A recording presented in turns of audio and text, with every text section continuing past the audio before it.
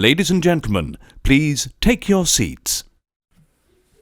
You know, there's something about committing to the bit that never quite gets the appreciation that it deserves. And if you're within the sound of my voice, that must mean you are in the seats with once more. As always, my name is Dave Voigt, and I'm the host of this podcast where we sit down with a wide-ranging variety of industry professionals and we pick their brain about current projects, state of the industry, how they got started, and so very much more in a light and conversational fashion. And if you like how we do things around here, and I'm assuming you do because you're listening to the podcast right now, you can subscribe to the podcast. You can find us over at Apple, Amazon, Spotify, Google. Give us that 5-star rating and a like and subscribe. And also, we archive every single one of our episodes over at our In the Seats YouTube channel. So if you can give us a like and subscribe there as well, we would absolutely appreciate it. Also, don't hesitate to follow us on social media. You can find us on Facebook, Twitter, and Instagram at either at In the Seats or at It's Podcast One for all sorts of updates. And finally, I'm a broken record about this, but it's true. It's near and dear to my heart. Please pay us a visit over at In the Seats, intheseats.ca for all the latest and greatest from the world of film, television, basically the moving image at large. Because if we love to watch it and write about it and talk about it, we love it when you come by and read about it and listen about it. So please pay us a visit. On this episode, oh boy, we got a fun one. We got a real fun one. I am so glad I got to see this film. It is called I Blame Society from writer-director Gillian Wallace Horvat, who, and it's her first feature, but she's made a bunch of other ones, and she's done extensive work basically doing special features for Blu-rays and classic films and doing some of those short documentaries you'd see in something like Johnny Guitar or films like that. It's fantastic stuff, but it's the story of a struggling filmmaker who realizes that the skill set to make a movie is the exact same one needed to commit the perfect murder. And we see her going along through this. The film blends reality and fantasy, and she's playing the title role, and it is a hoot because you will be laughing yourself silly but also be a little disturbed all at the same time. We had the unique pleasure of sitting down with Gillian to talk about the film, which is now on Shudder with our friends in the States. So if you're listening south of the border, I do recommend you go check it out on Shudder, but it is available on DVD and a variety of other platforms. I think it might even be on Tubi for Canadian audiences as well. But it is an absolutely fantastic film, which I do recommend you check out. But first, check out our talk with Gillian, because between you and me, it's a good one.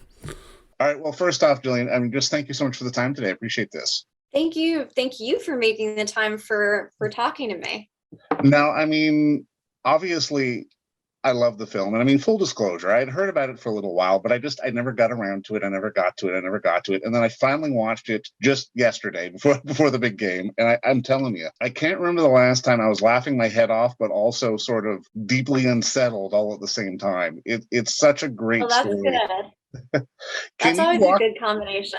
Can you walk me through sort of the origins on your end on why you decided to sort of tell the story, and also to have you be the protagonist? Because it really feels like if you had just put an actor in there, it would have played out like a completely different movie. I agree. I think that, there were definitely drawbacks to having me do the lead role from a lot of perspectives. So that, it would have been more marketable for the film to have a well-known actor, but it just wasn't something that we could do on the budget and the turnaround. And it also was a decision in order to incorporate existing footage that came from a documentary that I had done on the same subject. I'd done this documentary a few years ago, a short documentary about a compliment that my friends had given me that I would make a good murderer. And so I had decided to shoot the subject as like a kind of Werner Herzog style documentary, short, narrative, nonfiction hybrid piece. And so I would take people who knew me very well, like my mom and my grandma and my friends, and I would interview them in different murder locales, like, the back seat of a car in an empty parking lot, or the docks, or the middle of the woods, and I would ask them, do you think I would make a good murderer? And so that's the footage that you see in the film that Gillian is watching with her boyfriend on the laptop. So in order to incorporate that pre-existing footage, I would need to keep playing that part. Originally, it was supposed to be a bigger section of the film, but our editor ended up really liking the new footage and thinking that we didn't need to use the old footage as much. But the decision to cast me really came from that original budgetary decision. And I mean, I love just almost the deadpan tone of it. Like, for you in sort of crafting this version of Gillian, how important was it for you to sort of find, I mean, I guess maybe the right word is just sort of the as a matter of factness, because I mean, there's one thing about trying to be a sociopath or playing a sociopath, but it's like there's just these little intonations that you bring to the character that really make it feel like, again, I think that's the unsettling part. That just sort of those little nuances that just make you sort of tense up a little bit as you watch the story unfold. Well, I think that I made that decision because I wanted to normalize what she was doing and to present what her actions through her own perspective to the audience, which is that what she was doing was justified and normal, and therefore there was really no reason to act nothing less than matter of fact about it.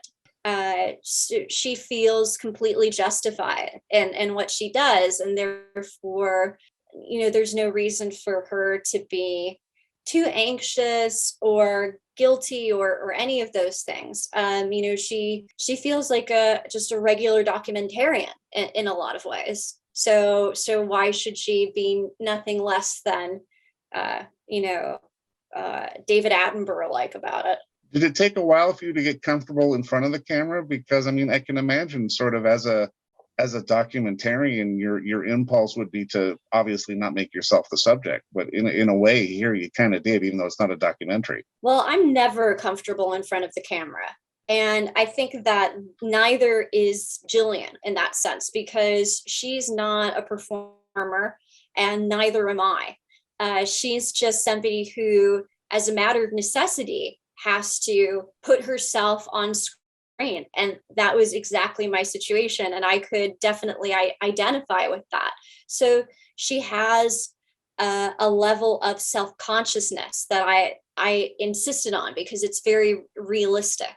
Most people don't feel natural in front of the camera. And the mannerisms that good actors affect in front of the camera are part of a gestural vocabulary of naturalism. It's what we recognize as being natural on camera, but it's actually just as affected as anything else. They're highly trained to kind of let the lens become invisible to them, but that's not how normal people act. And normal people are nervous and very self-aware and self-conscious when they see a camera. And that's how everybody acts in the film because it's real. Now, I've got to admit, full disclosure, you directed some of my favorite behind-the-scenes documentary shorts of all times, American Ninja, Johnny Guitar. I mean, they're ones that I absolutely love. And I'm kind of curious, what sort of has doing a feature always sort of been the aspiration or been in the cards for you? Because obviously you've got a ton of credits, but I mean, if I'm not mistaken, this might be your first feature. It is my first feature. And it's taken a long time for it to happen.